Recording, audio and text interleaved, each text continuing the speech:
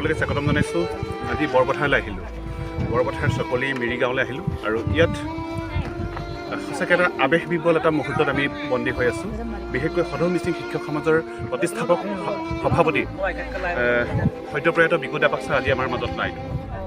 আমি এগৰাকী মহান আত্মাক হেৰুৱালোঁ, যিগৰাকী ব্যক্তি কেৱল শিক্ষক নাছিল, শিক্ষকতাৰ লগতে এগৰাকী সমাজ সংগঠক আছিল, সমাজৰ দৰিদ্ৰপীড়িত মানুহৰ লগত আছিল আৰু এগৰাকী ক্ৰীড়া সংগঠক আছিল, খেলা ধূলাৰ লগতো জড়িত আছিল। আজি তেনে এগৰাকী ব্যক্তিয়ে আমাৰ মাজত নাই আৰু সেই ব্যক্তিগৰাকীক আজি শ্ৰদ্ধা জনাই তেখেতৰ আবক্ষ মূৰ্তি নিৰ্মাণ কৰা আপোনালোকে দেখিছে, আবক্ষ মূৰ্তি নিৰ্মাণ কৰিছে ৰাইজে মিলি। গতিকে ইয়াতকৈ ভাল খবৰ একো হ'ব নোৱাৰে। গতিকে আজি আমাৰ এই অনুষ্ঠানলৈ আহিছে সৰুপথাৰ সমষ্টিৰ মাননীয় বিধায়ক বিশ্বজিৎ ফুকন ডাঙৰীয়া আহিছে আৰু আপোনালোকে দেখুৱাম বিশ্বজিৎ ফুকন ডাঙৰীয়াৰ তেখেতৰ বিষয়ে কি ক'লে। এক সুন্দৰ বৰ্ণনা কৰিছে। বিকু দাপাক ছাৰৰ লগত সততে তেখেতৰ ফোনৰ যোগাযোগ হৈ থাকে, কায়িকভাৱেও লগালগি হৈ থাকে আৰু তেখেতৰ গোটেই কথাবোৰ সুন্দৰকৈ বিশ্লেষণ কৰিছে। গতিকে আজি আৰু এই অনুষ্ঠানলৈ আহিছে সদৌ মিচিং শিক্ষক সমাজৰ সভাপতি সম্পাদক সমীক্ষা এৰিয়া সকলো আহিছে। গতিকে আজি সঁচাকৈ ভাল লাগিব আৰু আপোনালোকক দেখুৱাই থাকিম। আজি এই অনুষ্ঠানৰ গোটেই সমগ্ৰ এইটো যে দেখুৱাম আৰু আপোনালোকে চাই থাকিব শেষলৈকে আমাৰ এই ভিডিঅ'। নমস্কাৰ। আজি আমাৰ মিচিং শিক্ষক সমাজৰ প্ৰতিষ্ঠাপক সভাপতি আমাৰ সদ্যপ্ৰয়াত বিকু দাপাক ছাৰৰ আজি দোদগাং। সেইটো কাৰণে আমি শিক্ষক সমাজৰ হৈ আমি কেন্দ্ৰীয় সমিতিৰ মুখ্য উপদেষ্টা আমাৰ দীপক কুমাৰ পেগু ছাৰ আহিছে, পংকজ মিলি ছাৰ আহিছে আৰু মই ভগীৰত মিলি সভাপতি আহিছোঁ আৰু আমাৰ লগত সহযোগ কৰিছে আমাৰ বিভিন্ন জিলাৰ পৰা ইয়াত আহি আজি সমবেত হৈছে আৰু তেখেতৰ আজিৰ এই দিনটোত তেখেতক আমি শুভৰিছোঁ। তেখেত এজন আদৰ্শৱান ব্যক্তি আছিলে। তেখেত ইমান কম সময়তে কম বয়সতে তেখেতে বহুত সমাজৰ কাৰণে কাম কৰিলে। সেইটোৱে কথা যে যিকোনো জীৱিত বস্তু এটা যেতিয়া মৰে তেতিয়া তাৰ পৰা দুৰ্গন্ধ ওলায়, কিন্তু ভাল মানুহ এজন যদি নাইকিয়া হৈ যায় তেওঁৰ পৰা অকল সুগন্ধিকেইটাহে আহে। তেওঁৰ গাত আমি বহুত গুণ দেখিছিলোঁ আৰু কিবা এটা গুণ থকাৰ কাৰণে তেখেতে মিচিং শিক্ষক সমাজৰ দৰে এটা বৌদ্ধিক সমাজৰ প্ৰতিষ্ঠাপক সভাপতি তেখেত হৈছিলে। গতিকে আজি শ্ৰদ্ধাৰে শুৱৰিছোঁ আৰু তেখেতৰ আদৰ্শবিলাক আমি পালন কৰি যাম। তেখেতৰ যিবিলাক আধৰুৱা কাম সেইকেইটা আমি পূৰণ কৰিবৰ কাৰণে আমি প্ৰতিজ্ঞাবদ্ধ। ধন্যবাদ। এই মুহূৰ্তত আহিছোঁ সদৌ মিচিং শিক্ষক সমাজৰ মাননীয় সম্পাদক পংকজ মিলি ছাৰ আছে। ছাৰ, এই আৱেগবিবল মুহূৰ্তত আপুনি কি ক'ব, কি সুখবাৰ্তা পঠিয়াব? আমি আজি কি শব্দৰে আমি প্ৰকাশ কৰিম, আমি নোৱাৰোঁ। তেওঁৰ নেতৃত্বতে 2020 চনত সদৌ মিচিং শিক্ষক সমাজ প্ৰতিষ্ঠা লাভ কৰিছিল। তেওঁ যি আমাক ৰাস্তা দি থৈ গ'ল, তেওঁৰ আদৰ্শ, তেওঁৰ প্ৰয়াস, তেওঁৰ চেষ্টা আমি অনাগত সময়তো সদৌ মিচিং শিক্ষক সমাজৰ প্ৰত্যেকজনে সেই আদৰ্শ আমি অনুসৰণ কৰি যাম। লগতে তেওঁৰ পৰিয়ালে যিকোনো মুহূৰ্ততে যদি কিবা অসুবিধা হয়, যিকোনো বিপদত সদৌ মিচিং শিক্ষক সমাজে তেওঁৰ পৰিয়ালৰ লগত আমি থিয় দিম। আজি এই শুভক্ষণত আমি তেওঁক হৃদয়েৰে স্মৰণ কৰিছোঁ আৰু লগতে তেওঁৰ আত্মাৰ সদ্গতি কামনা কৰিছোঁ। অনাগত সময়তো বিকু দাপাক ছাৰ যদিও আমাৰ মাজত নাই, কিন্তু আমাৰ প্ৰত্যেকৰ হৃদয়ে হৃদয়ে তেওঁৰ আদৰ্শই আমাৰ মাজত জীয়াই থাকিব আৰু অনাগত সময়ত তেওঁৰ আদৰ্শক আমি প্ৰতিষ্ঠা কৰিবলৈ নিশ্চিতভাৱে সদৌ মিচিং শিক্ষক সমাজে চেষ্টা কৰিম। ধন্যবাদ জ্ঞাপন কৰিছোঁ আপোনাক। কবি হীৰেণ ভট্টই কৈছে যে মৃত্যুৰ দ্বাৰা শিল্প জীৱনৰ কঠিন শিলত কটা নিৰ্লোভ ভাস্কৰ্য। আজি আমাৰ প্ৰতিষ্ঠাপক সভাপতি সদ্যপ্ৰয়াত বিকু দাপাক ছাৰৰ এটা আবক্ষ মূৰ্তি নিৰ্মাণ কৰা হৈছে গোটেই ৰাইজ মিলি। এগৰাকী সমাজ সংগঠক লগতে শিক্ষক আজি আমাৰ মাজত নাই। আপুনি কি ক'ব এই মুহূৰ্তত? বিকু দাপাকক মই আচলতে খুব কম সময়ৰ কাৰণে পাইছিলোঁ আৰু যি সময়ত পাইছিলোঁ বিকু দাপাকক মই আচলতে আমাৰ সদৌ মিচিং শিক্ষক সমাজৰ যেতিয়া আমাৰ মাজুলী অধিৱেশন হৈছিলে তেতিয়াই মই লগ পাইছিলোঁ কায়িকভাৱে। আৰু তাৰ আগতে আমি যিহেতু সদৌ মিচিং শিক্ষক সমাজ গঠন হৈছিলে লকডাউনৰ সময়ত, আমি ইজনে সিজনৰ আমি চেহেৰা বা লগ নোপোৱাকৈ আমি অন্ততঃ 2 বছৰ কাল আমি তেনেকৈ চলাই আছিলোঁ আৰু তেতিয়া আমি অনুভৱ কৰিছিলোঁ যে এখন বহল মনৰ অধিকাৰী নহ'লে কেতিয়াও এনেকুৱা এখন শিক্ষক সমাজৰ এটা প্ৰতিষ্ঠাপক সভাপতি হিচাপে কেতিয়াও নিজকে আত্মপ্ৰকাশ কৰিব নোৱাৰে। আজি বিকু দাপাক যে আমাৰ মাজত নাই সেই কথাটো ভাবিবলৈকে ভয় লাগে বা বিশ্বাস নহয়। তথাপি আপুনি কৈছে যে মৃত্যু এটা শিল্প, কঠিন শিলত কথা নিৰ্লোভ ভাস্কৰ্য। সঁচাকৈ বিকু দাপাক আমাৰ মাজত শিক্ষক সমাজৰ মাজত আমাৰ সদৌ মিচিং শিক্ষক সমাজৰ লগতে মিচিং সমাজত নিশ্চিতভাৱে তেওঁৰ আদৰ্শবিলাক জীৱিত হৈ থাকিব।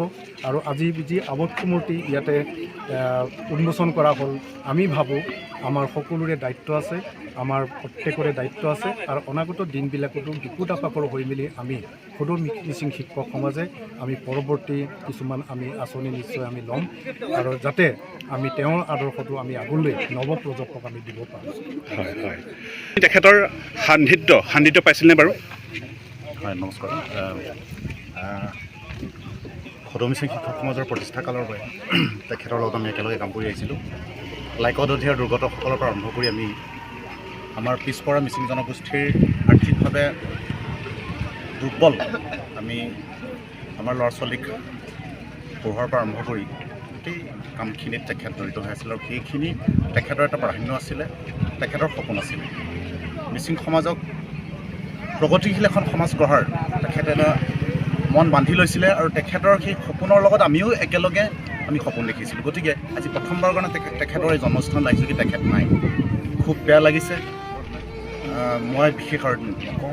আমাৰ স্নেহাস্পদ দাপাক ছাৰ যদিও নাই, তেখেতৰ যিখিনি সপোন আছিল এই সপোনবোৰ আমি পূৰা কৰিব পাৰিম নে? আপুনি কিমান আশাবাদী? নিশ্চয়, নিশ্চিতভাৱে আমি ছাৰৰ যিখিনি আধৰুৱা কাম এইখিনি আমি সমাধান কৰিব পাৰিম বুলি আমি ভাবিছোঁ। আৰু ছাৰক আমি সদায় আমি জীয়াই ৰাখিম, যদিও সোঁশৰীৰে ছাৰ আমাৰ মাজত নাই, আমাৰ মাজত সদায় ছাৰ থাকিব। তেখেতৰ স্মৃতিত কিবা ভাবিছে সদৌ মিচিং শিক্ষক সমাজে ভৱিষ্যত সময়ত? নিশ্চিতভাৱে ভাবিছোঁ আমি সেই কথাটো আমি সদনত আলোচনা কৰিম, আৰু আলোচনা কৰি কেনেধৰণে কৰিব পৰা যায় তেওঁৰ আদৰ্শ, তেওঁৰ যি স্মৃতি কেনেকৈ জীয়াই ৰাখিব পৰা যায় অনাগত সময়ত, সেই বিষয়ে আমি নিশ্চিতভাৱে সদনত আলোচনা কৰা হ'ব। আৰু তাৰ পাছত আপোনালোকক নিশ্চয় অৱগত কৰিম। আজি আপোনাৰ ভতিজা আমাৰ মাজত নাই, সঁচাকৈ বৰ এটা শোকবিব্বল মুহূৰ্ত। আমি আৱেগিক হৈ পৰিছোঁ সকলোৱে। আৰু আজি এই পবিত্ৰ দদগাং দিনাই আজি তেখেতৰ আৱক্ষ মূৰ্তি নিৰ্মাণ কৰা হৈছে সমূহ ৰাইজ মিলি। আপুনি কি ক'ব এই মুহূৰ্তত, এই আৱেগিক মুহূৰ্তত আপুনি কি ক'ব? আপুনি আমাৰ ভতিজা এনেকুৱা এজন ল'ৰা আছিলে, গোটেই সমাজৰ কাৰণে তাৰমানে সকলো জাতি ধৰ্ম লৈ কাম কৰিছিলে। সেইকাৰণে আজি এই মৃত্যুৰ ক্ষণত সকলোৱে সহায় সহযোগ কৰিছে। আমি এতিয়া পাহৰিব নোৱাৰা এতিয়া আমাৰ ভতিজাটো যেনেকুৱা সময়ত ঢুকাব লাগিছিলে সেই সময়তো ঢুকুৱা নাই। গতিকে আমাৰ ক্ষোভ আছে, এতিয়া কোৱাৰ ভাষা নাই। আৰু মানে এইটো জাতিভেদ কোনো কথা নাছিল, তাই মানুহৰ প্ৰতি মানে সহায় কৰে। তাক ইমানে মানে আমি মৰম কৰিছিলোঁ, তাইও চেনে দি আমাক, আমিও কৰিছিলোঁ। সেইকাৰণে এনেকৈ চলি থাকোঁ। হয় হয়, মানে আৰ্তজনক সহায় কৰিছিল। সহায় কৰিছিলোঁ। ঠিক আছে, আপুনি কি ক'ব দাপাকৰ বিষয়ে? মই দাপাকৰ বিষয়লৈ মই বালিজানৰ আহিছোঁ। দাপাক মই এনে ভতিজা হয়, তেখেতৰ এই শ্ৰদ্ধাৰ কাৰণে আহিছোঁ। এইটো এই তেখেতবোৰ সমাজৰ কাৰণে ভাল কাম কৰিছিলে, চাকৰিও কৰিছিলে। তেওঁ চাকৰি এৰি পেলাই তেওঁ ৰাইজৰ কাম কৰিছিলে, ৰাইজৰ কাম কৰি ভাল পাইছিলে। তেওঁ ৰাস্তা পদূলিৰ কাৰণে চিন্তা কৰিছিলে, গাঁওখনৰ উন্নতিৰ কাৰণে চিন্তা কৰিছিলে, পৰিয়ালবোৰৰ কাৰণে চিন্তা কৰিছিলে, কিছু শিক্ষাৰ ক্ষেত্ৰত চিন্তা কৰিছিলে। হয়, এইখিনি পাইছোঁ। ধন্যবাদ। আপোনাৰ বিকু দাপাক ছাৰ আপোনাৰ কি হয় সম্বন্ধত? বিকু দাপাক মোৰ ভাতৃ হয়। ক'ব লাগিব। আৰু আপোনাৰ ভাতৃ আজি নাই, খুব কম সময়ৰ ভিতৰতে সমাজৰ কাৰণে যিখিনি কৰি থৈ গ'ল, সঁচাকৈ সেইখিনি আমি কেতিয়াও পাহৰিব নোৱাৰোঁ। স্মৰণযোগ্য আৰু সেইটো আপোনাৰ শ্ৰদ্ধাৰ যোগ্য। আপুনি কি ক'ব আজি এই পবিত্ৰ দদগাঙৰ দিনা? বিকু দাপাক সকলোৰে পৰিচিত আছিলে, সকলোৰে মৰমৰ আছিলে। আৰু তেখেত এগৰাকী শিক্ষানুৰাগী ব্যক্তি আছিলে, সাংস্কৃতিক প্ৰেমী ব্যক্তি আছিলে, আৰু ৰাইজৰ কাম কৰি খুব ভাল পায়, আৰু সকলোৱে তেওঁক মৰম আৰু শ্ৰদ্ধা কৰে।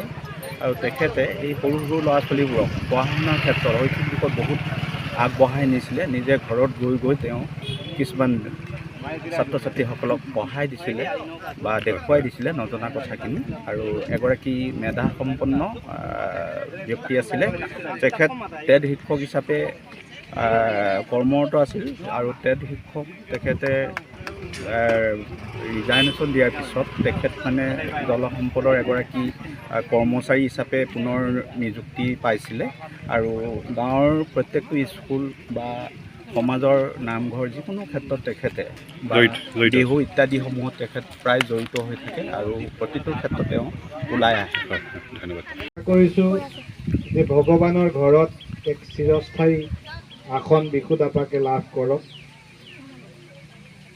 বৰ সোনকালে আমাৰ মাজৰ পৰা এজন প্ৰতিভাৱান যুৱক, মোৰ এজন মৰমৰ ভাতৃ বিকুত আপাকক হেৰুৱাইছিলোঁ আৰু সেইদিনা আলি আই লৃগাঙলৈ ময়ো অহা কথা আছিল, কিন্তু সৰু পথাৰত নথকাৰ বাবে, ইয়াৰ পৰা গোলাঘাটৰ বাহিৰত থকাৰ বাবে সেইদিনা আহিব নোৱাৰিলোঁ।